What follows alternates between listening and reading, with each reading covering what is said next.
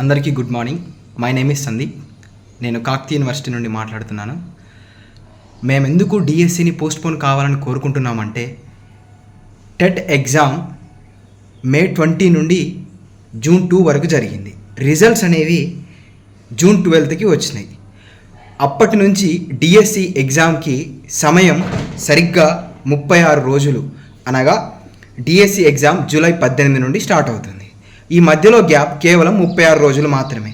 ఈ 36 రోజుల్లో ప్రతి ఒక్క డిఎస్సి అభ్యర్థి హెచ్డబ్ల్యూఓ ఎగ్జామ్, ఈ హెచ్డబ్ల్యూఓ exam dates 24th to 29th, అనగా 5 రోజులు.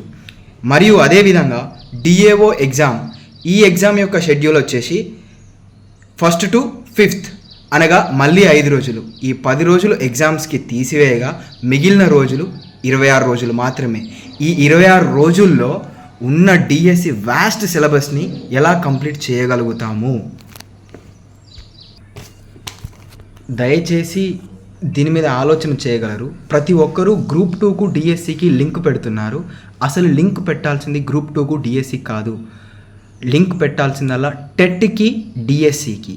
ఎందుకంటే డిఎస్సి రాసే అభ్యర్థులే గ్రూప్ 2లో ఉంటారేమో, కానీ గ్రూప్ 2 రాసే అభ్యర్థులు ఎవరు కూడా చాలా వరకు డిఎస్సి అనేది రాయలేరు. ఎందుకంటే డిఎస్సి అనేది సపరేట్.